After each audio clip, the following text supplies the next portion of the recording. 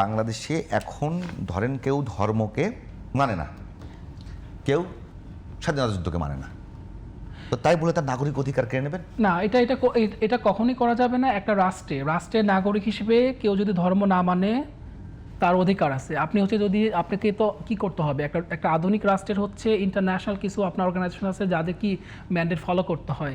আপনি যদি দেখেন যে মানে মৌলিক নাগরিকের অধিকার, মানবিক অধিকার যেটা একজন মানুষের, যদি আপনি ইউএস এর কনস্টিটিউশনের কথা বলেন, আপনি যদি ইউএস সিটিজেন হন, যেমন আমি ওদের সময় বলছি যে কি আমি হচ্ছে ধর্ম পালনও করতে পারবো, নাও করতে পারবো। কেউ যদি পালন করে তাকে আমি বাধা দিতে পারবো না, আর কেউ যদি না করে ফোর্স করতে পারবো না।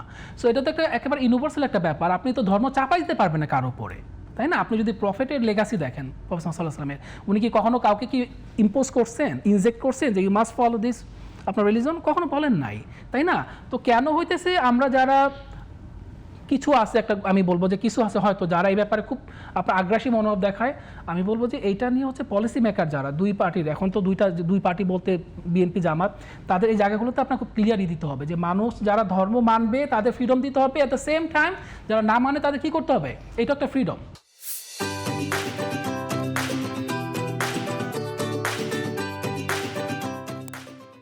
ক্রিটিক করারই দিতে হবে। এখন আরেকটা জিনিস আমি এটা বুঝি না যে ইসলামের ক্রিটিক করলে তো একজন মানুষের প্রফেট সাল্লাল্লাহু আলাইহি ওয়াসাল্লাম মানে তার হিস্ট্রি থেকে নাই হয়ে যাবেন। আল্লাহকে যদি কেউ কটাক্ষ করেন তাহলে এটা নিয়ে একেবারে শোরগোল পাকার আমি কিছু দেখি না, one hand. On the other hand কেউ যদি মুক্তিযুদ্ধকে মানে মুক্তিযুদ্ধের নিয়ে আপনার এটা ন্যারেটিভ নিয়ে যদি চ্যালেঞ্জ করে, মুক্তিযুদ্ধের সমালোচনা করুক, তো বলতেছি এই জায়গাটাও রাখতে হবে। কাউকে আপনি যেটা ইভেন্ট ঘটে গেছে, ফার্স্ট অফ অল একটা ইভেন্ট ঘটে গেছে, এটা স্বীকার অস্বীকার তো কোনো এটা না, এটা খুবই একটা বাইনারি একটা জিনিস যে তুমি কি স্বীকার না করো। আর ভাই যেটা ঘটে গেছে সেটা তো স্বীকার অস্বীকার কোনো প্রশ্ন আসে নাকি? যেটা ঘটে গেছে আমি জানি সামথিং হ্যাপেন ইন 771, এখন আমাকে যে জিজ্ঞেস করো তুমি এটা স্বীকার করো, এটা কোনো কোয়েশ্চেন হলো কিনা? এটা হলো কি এই জায়গাগুলোতে করতে হবে, আপনাকে ওয়ার্ক করতে হবে যে কি আমার কোয়েশ্চেনটা হবে কি। আমি এটা তো বললেন আপনি, আমি যেটা একটা জায়গায় বলতে চাচ্ছি যে মানে একটা প্রজাতন্ত্রে যখন কাউকে জাতি দিয়ে বা কাউকে জেন্ডার দিয়ে বা কাউকে ধর্ম দিয়ে বিচার করা হয়, আসলে কি প্রজাতন্ত্র থাকে? এখন দেখেন এটা তো আসলে এই এখন বিচার করাটা, এটা আমি জানি না এটা আপনি এক্স্যাক্টলি মিন করছেন। আমি আবার মিন করতেছি, বাংলাদেশে 90% মুসলমান, 90% মুসলমান, 90% মুসলমানের যদি মনোজগতে কোনোভাবে এইটা আসে যে আমি যার সংখ্যা লঘু আছে তাদের জন্য ন্যায় বিচার ইনশিওর আমি করবো, তার মানে আমি কোনো না কোনোভাবে নিজের মনের মধ্যে নিজেকে এলিট ভাবলাম।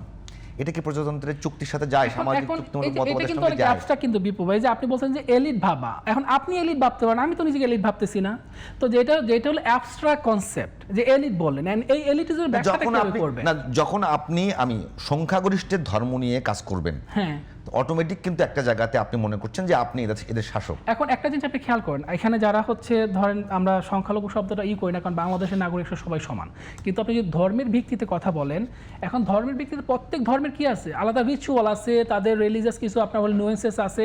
এখন আপনি তাদেরকে হেল্প করেন। এখন ধরেন আমি কথার কথা যে যারা মুসলিম ধর্মের অনুসারী ভার্সাস অন্য ধর্ম অনুসারী, তো যদি একটা মেজরিটি মানুষের যদি আপনার যদি তারা যদি সংখ্যাগরিষ্ঠ হয়, তাদের জন্য একটা আলাদা আপনার প্রিন্সিপাল থাকে, রুলস থাকে, রেগুলেশন থাকে, রাষ্ট্রের বেসিক জায়গায় কিন্তু একই হবে, মানে বেসিক প্রিন্সিপালস, বেসিক আপনি যদি বলেন ফান্ডামেন্টাল রাইট যেগুলো, কথার কথা এডুকেশন রাইট সবার না, চাকরি রাইট সিকিউরিটি নিশ্চিত করবে, সবার সিকিউরিটি নিশ্চিত করবে, রাষ্ট্রের কাজ ফার্স্ট কার করবে, সবার করবে, ফার্স্ট করবে সংখ্যালঘুদের। হ্যাঁ, না আমি বলি না, এই যে সবার করবে। এখন সংখ্যালঘু সংখ্যাগুরু এই বাইনারি এগুলো ভাই সিটিজেন তো সবাই, রাষ্ট্রের নাগরিক সবার। আপনি আমি মনে হয় আপনার কাছে উত্তরটা পাইনি, একেবারে একই প্রশ্ন দুজনের কাছে। না আমি শেষ করি। আমি বলতেছি যদি আপনি ধর্ম দিয়ে বা ধরেন সাপোজ আপনি বাঙালি দিয়ে, আমরা বাঙালি একটা দল করলাম যেখানে বাঙালিরা সংখ্যাগরিষ্ঠ, আমি বললাম তাতে করে বাঙালিরা মনে করলো যে পাহাড়ি যারা আছে, সাঁওতাল যারা আছে, কিংবা অন্য জাতিগোষ্ঠীর যারা আছে, যে তাদের দায়িত্বশীল আমরা।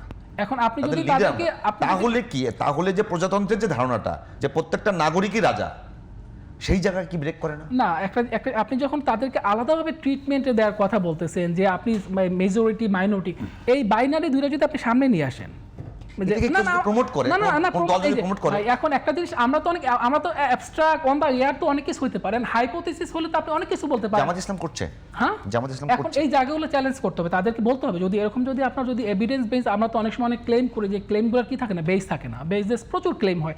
তো এই ধরনের যদি স্পেসিফিক কোনো থাকে আপনার এভিডেন্স থাকে, আপনাকে অবশ্যই বলতে হবে, সবাইকে বলতে হবে যে তারা হচ্ছে আসলে একটা পার্টিকুলার গ্রুপ অফ পিপল, তারা কি হবে ইনসিকিউর থাকবে বা তাদেরকে আপনার অন্যভাবে ট্রিট করা হবে, কারণ আপনি রাষ্ট্রের মধ্যে করতে পারবেন না এটা রাষ্ট্রের মধ্যে। এবং আমি তো বলি যে এই ডিভিশনটা একটা মাথায় মানে এটা আপনি কনসেপচুয়ালাইজ করবেন কীভাবে, যে তাকে একভাবে ট্রিট করবেন, আরেকজনকে আরেকভাবে। আরেকটা হচ্ছে যে আপনি যদি একজনকে ওইভাবে ট্রিট করেন তাহলে তো তাকে নিয়ে আপনার আলাদা চিন্তা করতে হবে। আপনি যদি এটা মনে না করেন যে উনি আর আমি same in term of rights, তাই না, সেফটি সিকিউরিটি, আপনি যদি মনে করেন না সে তো মাইনরিটি, তাকে আলাদা প্রোটেকশন দিতে হবে কিনা, এই থট প্রসেসটাই তো ডেঞ্জারাস। আচ্ছা, এই জায়গাটা আপনার এই জায়গাটা ভালো লাগছে আমার কাছে।